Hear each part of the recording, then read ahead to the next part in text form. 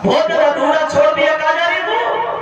कहने लगी महाराज मैं अपने बच्चे के पास आ रही, मेरे बच्चे को किसी सर पे डस लिया, मैं अपने पुत्र के करीब जा रही। ब्राह्मण कहने लगा डसी तो लिया है पर थोड़ी गया है, पहले भोजन बना उसके बाद जाओ। भोजन बनाने लगे, भोजन तैयार कर दिया। फिर कहने लगी प्रभु तुम्हारा भोजन बन गया, अब हमें जाने दो। तो ब्राह्मण बोला अभी नहीं जाओगी, भोग भी तुम्हें लगाना है, उसके बाद जाओ। अब भोग भी लगाती जा रही है, रोटी भी जा रही है। तुलसीदास कहते हैं पराधीन सपने सुख नाई और करे विचार देखो मनमाई। भोग लगा, भोग लगा के दोनों हाथ जोड़ के खड़ी हो गई। महात्मा जी अब हमें जाने दो, मेरा बच्चा अकेला पड़ा होगा। ब्राह्मण चिल्लाने लगा जा जा, अगर मर गया हो तो घर लेके आना, बैठ गया ना। हजारों बातों में लगा रहा। तारा भागी क्या देखा, रोहिता जमीन पे पड़ा, एकदम से बोल उठा लिया। क्या हुआ रोहितास बोलो। तो रोहितास कहने लगे भैया मुझे कोई सर दस के चला गया, अब मेरी जिंदगी ज्यादा देर की नहीं है ना, लेकिन तू रोना नहीं भैया। तो तारा रोने लगी, बोली बेटा मैं रो नहीं तो मैं करूं क्या, हमें जाऊं आगे बोलो पुत्र, आगे बोल बोल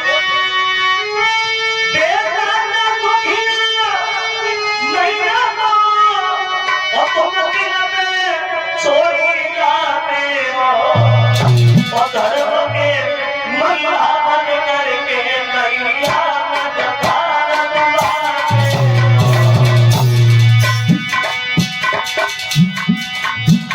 नन्हे नन्हे हाथों से रोहितास ने अपनी माँ के आंसू पोंछे भैया रोए। अगर तू रोएगी तो मैं भी रोने लगूंगा।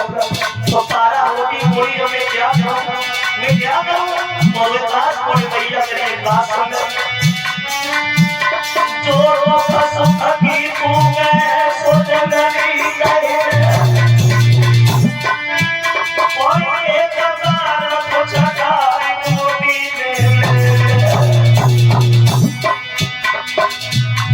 मेरी माँ ये दुनिया आनी जानी है, प्यार नहीं है कभी किसी को मिलानी है। तारा होने लगी नहीं मेरी बात सुन, आगे बोल कोई बात के लगे नहीं भैया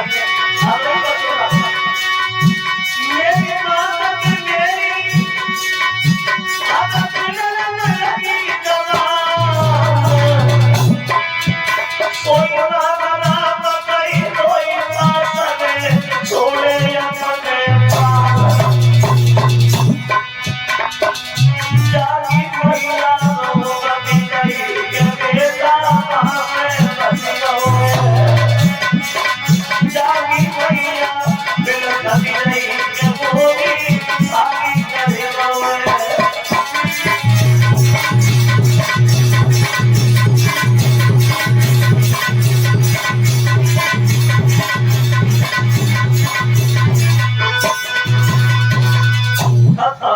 रोहितास अपनी माँ की गोदी में। और जब रोहितास खत्म हो गया तो तारा पछाड़ खा के गिर गई। हमने कहा जाओ, रो रही है अपने बच्चे के पास बैठ करके वो माँ।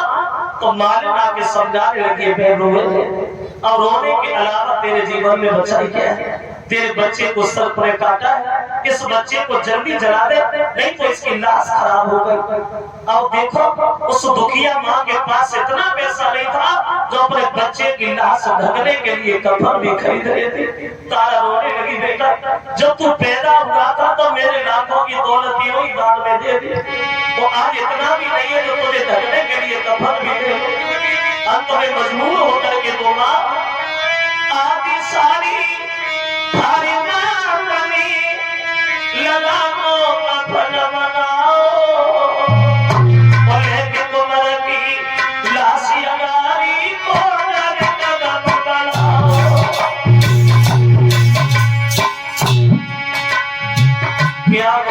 होगी उस माँ के दिल में जिसका अकेला ही लड़का वो भी गोद में मरा हुआ पड़ा है।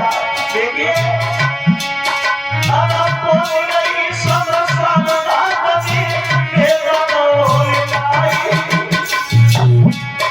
और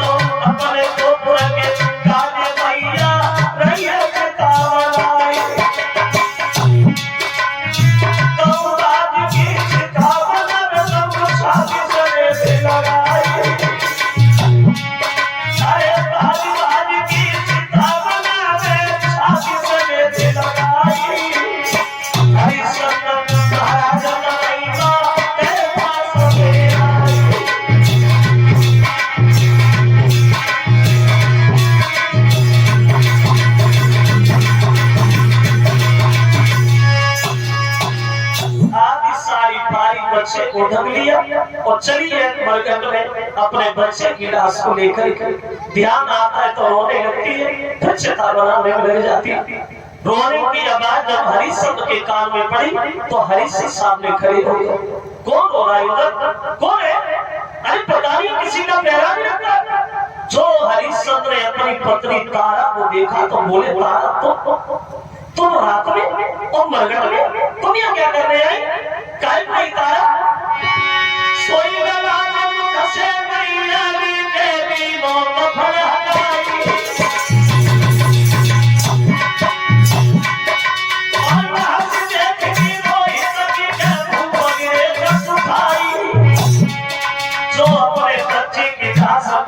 हरिश्चंद्र ने तो पछाड़ खा के गिर गए। ये क्या हुआ तारा?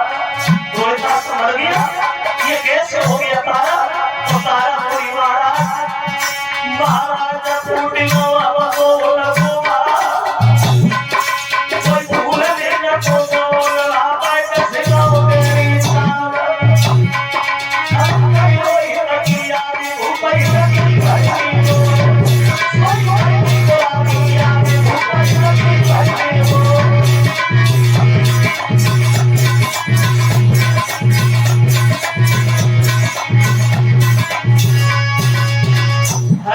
रोने लगे अपने बच्चे की लाश के पास बैठ कर।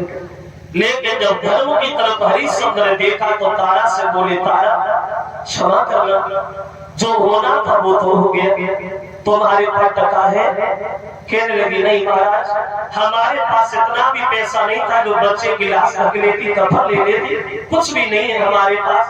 तो हरिश्चंद्र बोले, तारा एक काम करो, मेरे महाराज का ही हुक्म है, या बिना टका के मुर्दा नहीं चलेगा, इस बच्चे को उठा और कहीं दूसरी जगह ले जाओ। तारा कहने लगी, महाराज कैसी बातें कर रहे हैं, क्या ये लड़का आपका नहीं है? हरिश्चंद्र कहने लगे, जानता हूं तारा, ये लड़का मेरा है।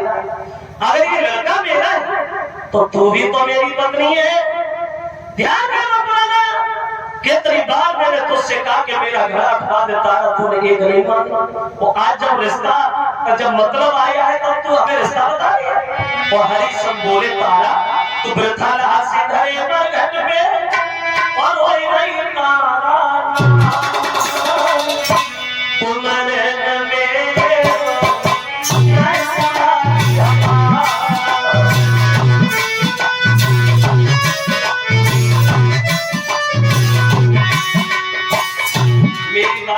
तारा तुम्हें एक बात नहीं मालूम, ये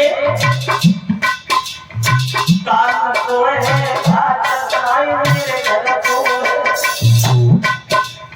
मुर्दा तबैया